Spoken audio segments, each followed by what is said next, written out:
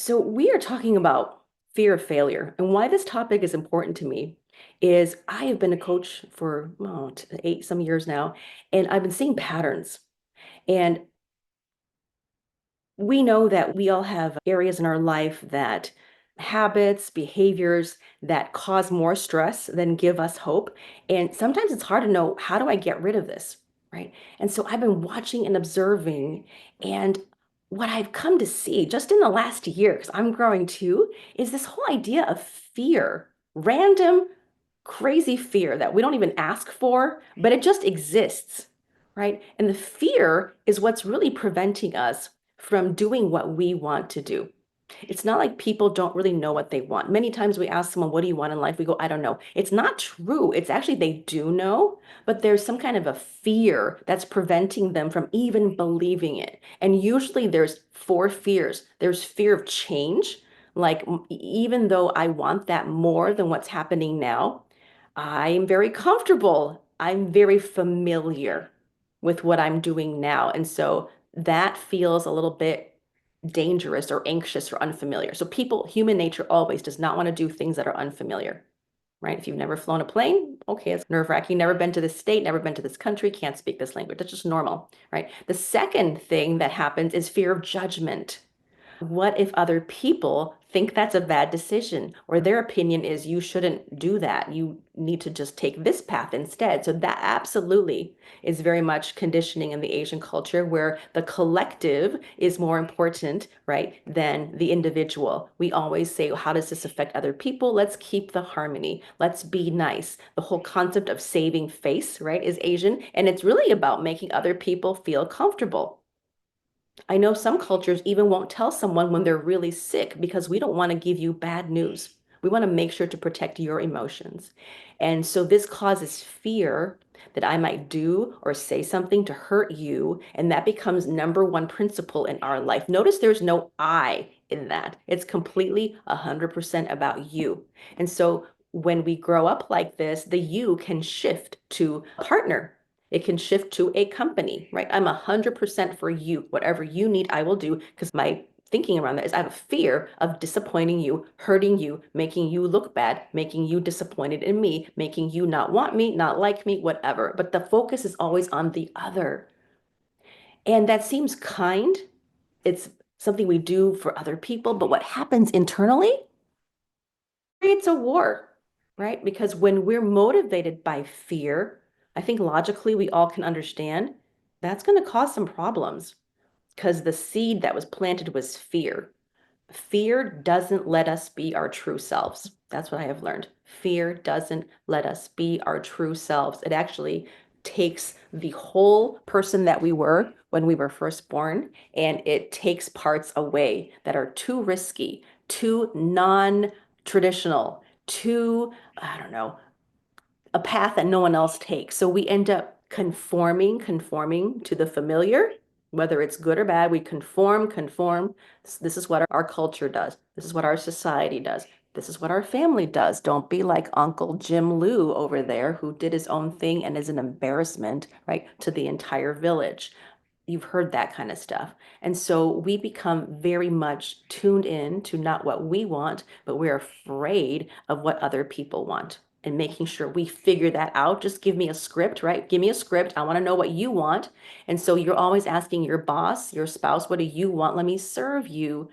But there needs to be a balance, right? So those are two fears, fear of change and fear of other people's opinions. The third one I've noticed is just fear of not being. Of all the women I've coached, I would say 90% of us, that is our core belief that I'm going to try something, but I'm really deathly afraid subconsciously I'm going to fail. Having read and studied this area so much, failure, trying is supposed to be a part of life that is met with no strings, no shame. But because the Asian culture is a shame-based culture where we don't want to be ashamed of ourselves, we use it as a child discipline technique. How many of you heard shame on you? You know, Diulian, shame on you for spilling your soup. Shame on you for saying that about our family. Shame on you for ever talking and saying anything negative about our family. I do a lot of calls, and one of the things that happens is people even feel bad about talking about the difficulties they're facing because they feel like they are doing something bad, talking about what they've experienced. And they say things like, oh, I don't want to say that my mom is wrong or anything, but, right. So this is very much ingrained. And I'll get to my point as I keep going. So these are fears, they're fear-based. I'm not allowed to talk about things that are happening to me because it's wrong. And so now we have this fear of I'm not enough. There's so many potholes as an Asian kid, and right? It's so easy to fall into one. Of course, there's fear. I can't talk about things that are real. I don't want to embarrass anybody. I can't hurt your feelings. I am not allowed to pick and have decisions and opinions that the majority doesn't like. There's so many ways to F it up. So there's a lot of fear being built into you as a kid. And then the final one we're going to discuss later on this season is fear of making a bad decision, as if that is going to change and ruin your entire life.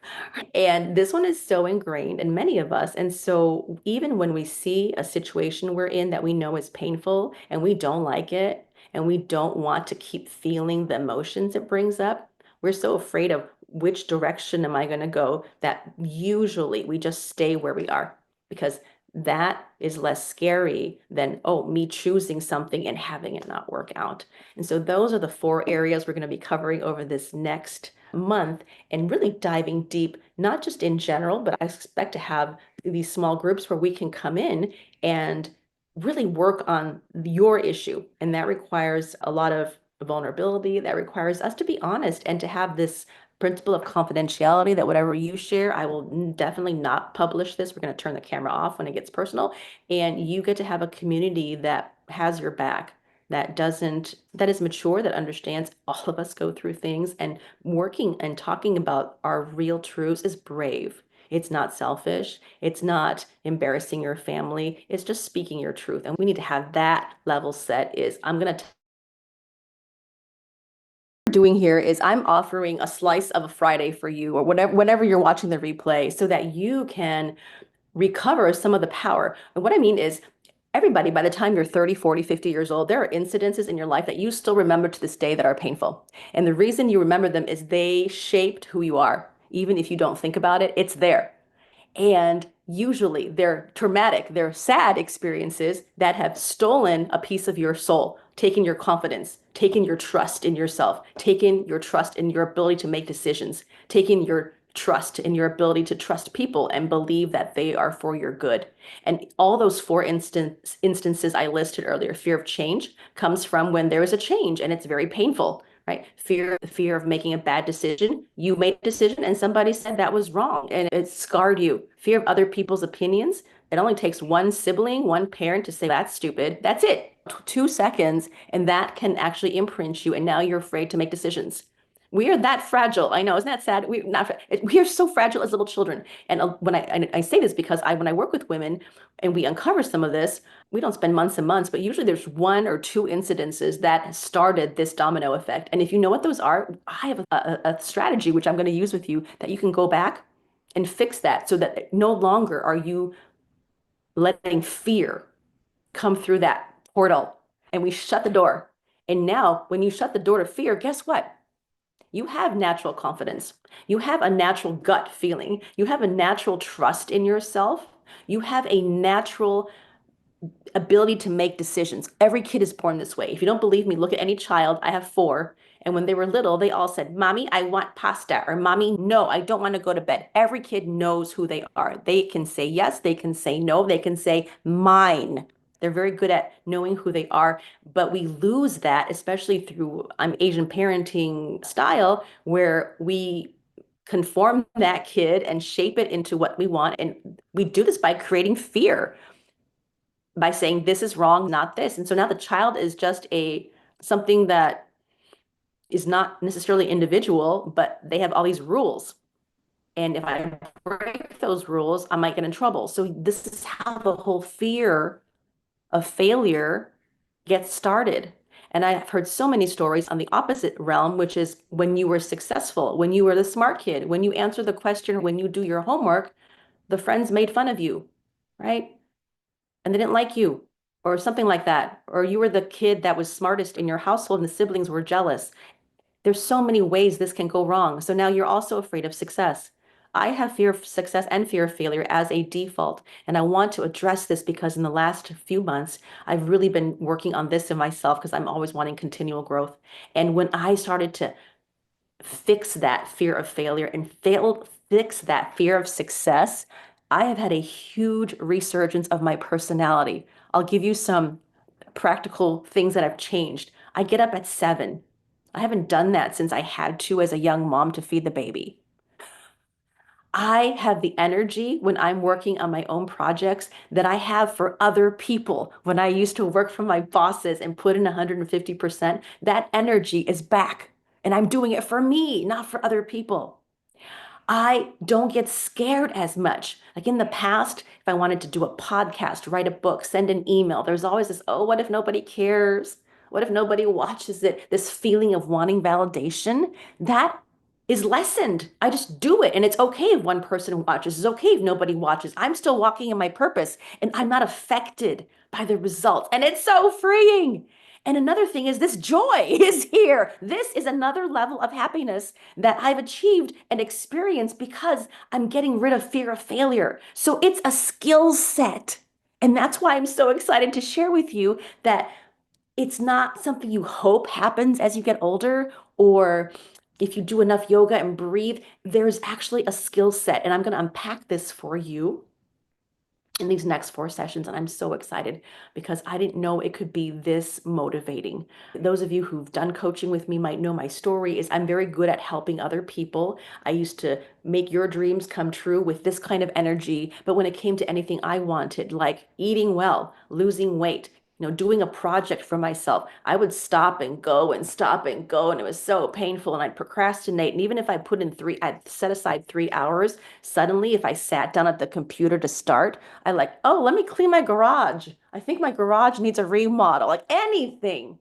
So it's not a time problem. Many of us think we don't do stuff we love because it's a time problem. It's a fear problem because I was afraid it would go well, or I was afraid it wouldn't go well. And I just couldn't move forward. So unlocking this feels like my soul has been returned. More of my soul has returned. And I love being 52 because I didn't feel like this in my 20s. I had a lot of self-doubt, a lot of self-procrastination, self-inhibition. Don't try anything that you're not going to be 100% sure you're good at. And that is so much stress because one side of you is do this, try this, do this. And then you've got this little devil sitting on your shoulder. I call it my criticizer. She's like, no, imagine a roommate following you your whole life in the car, in your room, in the bathroom, just saying, stop it, don't try it, you're going to suck. You would hate life, right? But we have that voice. It's in here and it's always doing that. And so what I teach is how do we get rid of that voice? And there's levels and layers, right? And so the fear of failure, that voice is quiet. It's in the back and it doesn't really say anything, but it's looming there. And when you realize it and you have the skill set to get rid of that, ta-da, even more confidence comes back. And what I feel like I'm accessing now is I've shared that some really high statistic number, like 97% of our creativity, our leadership, our potential never gets realized because it goes to the grave. Why? Because fear of failure, fear of success. It's not really time because you will make time for things that you need to do. We all use busy as the excuse. I've learned, unfortunately, that's not true because I have a lot of time. I will figure out how to not do it because I'm scared.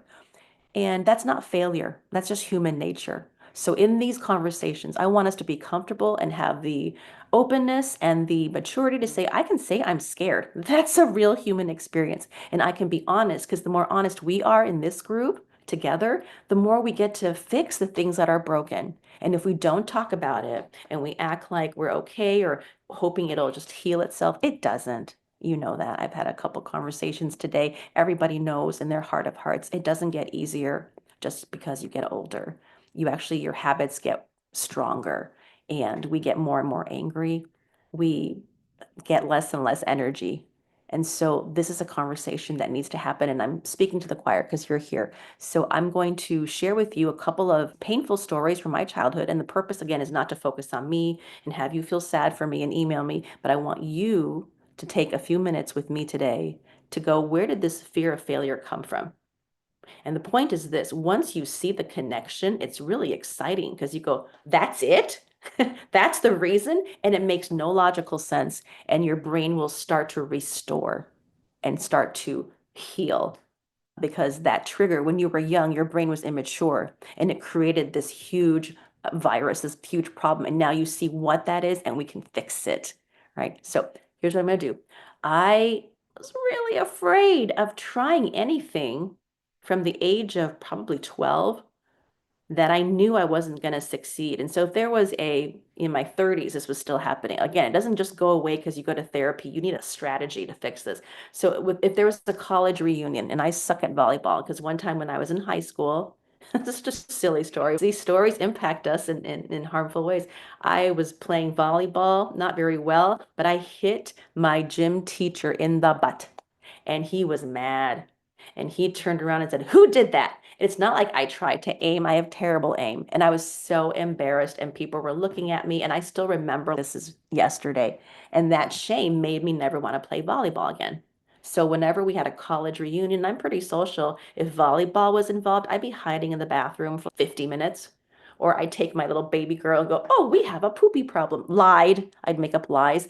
And that didn't feel good because yes, I avoided volleyball, but internally, I'm letting fear, right, drive my actions, and I feel terrible. I feel sad. I feel embarrassed. I feel like I don't fit in. I feel all kinds of things. So I'm sharing this because I'm wanting you to see the connection when we react to our fear and we're still reacting to something that happened when we're 18 and we that fear wins, it's still a lose because me hiding in the bathroom was not life, was not good living, was not success. It's just an alternate solution that also doesn't feel good, right? Maybe if I faced my fear and I actually played volleyball, I would suck and people wouldn't care. And I would learn, hey, it's not a big deal because not everyone's like your gym teacher. That would be healthier. But there's a great deal of courage that is required to go put yourself in that situation. I'll give you another story. And as I think about these, I want your brain to drum up your situations. Oh, this is a silly one too. But all of these are silly. It's what I mean. They're not huge. I know some of you had really big traumas, like a parent passed away. Obviously, that's going to be huge. And I'm sharing with you now to say even these small things can have a lasting negative effect. And so don't blame yourself that it's your fault. This is just human behavior. And so one of the things I believe that contributed to fear of failure was my mom. Her story was she was the first child of seven. So as a young kid, she started doing chores at age 4 and she got yelled at for not doing them well. And so you can see where this is going. So when I was a girl trying to help out, 7, 8 years old, I was told, "You're not a boy." We wanted a boy. So already I feel embarrassed and I have to make up for this. So I'd help my mom. I saw her cleaning, washing, cooking. I want to help. So as an Asian kid, guess what? We cut coupons. 5 cents here, 20 cents here I'm putting. And apparently I'm not very good at coupons. I'm not a meticulous, detail-oriented kind of person. I'm more woo, motivational. Let's do the big thing. And I'm doing that. So I'm cutting coupons and they're crooked. They're crooked. And I'm happy because I think I'm saving my mom money and you know how important money is. So I put them on this stack. And instead of saying thank you or anything, her first feeling is, "Oh, they're all crooked. Who did this?" Again, feelings of stupidity, right? I tried to do something for you and it backfired. Same thing with my dad. Although he had a very different personality, unfortunately, he had that same high standard that a lot of Asians have. And he has a PhD in mechanical engineering. So, yeah, he can do things well. He prides himself on doing things right. So, being the girl that I am, we live in a large Midwestern home with a huge front yard and a huge backyard. Usually in the summer, it's 108 and humid. So, I'm here mowing the lawn, trying to get validation. I'm still dealing with the feeling that I'm not enough. I was born a girl. So I'm mowing the lawn for my dad. Guess what? Not detail oriented. The thing is, I don't know, 80 pounds. I'm 80 pounds. I can't push this thing straight and I got sweat coming down my face. So again, crooked. But I'm like, hey, I did it. The grass was yay long. I did it for him. And I know he doesn't like mowing the lawn because he would complain about having to mow the lawn. I did it for him. He comes home and again, that sense of shame. This is the weirdest thing he said. He goes, "Oh, our yard is an embarrassment to the neighborhood." Like, how many levels of wrong is that? First of all, there's no thank you. There's no thank you for trying. There's no thank you for bearing the 108 weather. There's so many kind things that could have been said that were missing. But on top of that, it wasn't even just a neutral reaction. It was really negative. And it wasn't negative because he personally was offended. It's about the neighborhood. Like, who the hell cares? And he shared this example to show how outlandish cultures can be in what they value and how off it is. And they don't realize what's happening to the kid that's getting impacted. And because of similar situations like that, again, seemingly not a big deal, I would wash the dishes for my mom and she'd say, "Ew, they're still greasy. I have to redo them." I just gave up. I didn't cook. I didn't clean. I didn't want to do anything. And it also caused me to not want to clean my own room because at a certain age, I remember fighting with my mom about this. She'd go, "Clean your room. It's a mess." I believe that was my form of rebellion because I knew if I cleaned it, it wouldn't be up to her standard. So why would I waste all this energy doing something I knew someone was not going to? So are you thinking of your own examples? And what's difficult about this is unless we unpack this with someone skilled who gets our level of trauma and we restore the confidence and the trust in yourself, that's gone. It's gone forever. It really is. Because many of us, in times of stress, work related, home related, we resort and fall back to that default 8-year-old kid. That's what it means to have trauma. Like that experience lives here. And when there's stress, not all the time, when there's stress, like when I'm driving and I get honked, I'm like, "Oh my God, I'm embarrassing the entire Asian nation. I'm a terrible driver." What's going on? Does that remind you of something? Might remind you of my dad's comment. And that's how I think sometimes. I'm was reluctant to post on LinkedIn and Facebook. Again, I might embarrass the entire Asian community. Weird stuff. If I'm not even thinking about the positive, who I might encourage, who I might help, because you know what? That was never my result. In my lived experience, I didn't get praise and thank you for helping others. I got this negative, we're hurting the community. And I continue to have those patterns be my defaults if I don't realize that's what's happening.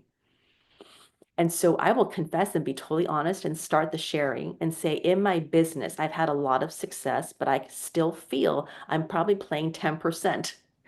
I'm only operating on 10% of what I could do. And that's been very frustrating. And that's been very painful. And I've been spending money on coaches, not so much therapists anymore, and books. And why is this happening? How do I unlock? How do I unlock that energy, that passion, that motivation that I used to have before I started to not trust myself? I have another example, one more. Many of us who work so hard trying to get good grades because our parents believed that you were a straight A student no matter who you were. That's what you're supposed to do.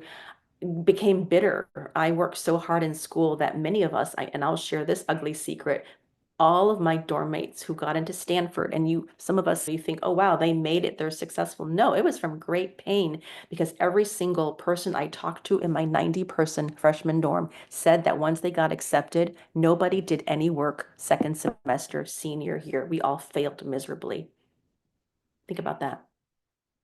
So we have learned to only work hard when other people are pressuring us and we only work for others. And that's what got ingrained in me. Like, I'm not studying because I like history and math and algebra and physics. I'm studying because I've got a stick behind my back and I'm being forced to work hard. And now I don't know how to work for myself. And that's exactly what I've experienced when I left corporate. And so leaving corporate and trying to find your passion may not be the solution because, damn it, that old pattern of you not knowing how to work hard for yourself, that's still there. Because remember, I'm working for the community. I'm cutting coupons straight from my mom. This has been so ingrained in us. And so when it comes to us doing something for ourselves, that fear of failure obviously is there. And I say this to encourage you to not feel like you're broken, it's your fault. Why haven't I figured this out and I'm 42? Yes, that's all of our stories. And I don't think there's enough conversations about that. We make fun of it. There's a lot of Asian amazing creators on YouTube making fun of failure management. And Stephen Hay saying things like, what does he say? Send you to Jesus. Anyway, but there's no solution, right? How do we overcome these deep-seated fears now that we've had that experience as an Asian growing up? And so I want to turn this over now to you, and I'm going to coach people individually. And if this has sparked interest in you, come join my other sessions because this is the vulnerability you're going to get. And we're going to not just talk about these things, but start the healing process.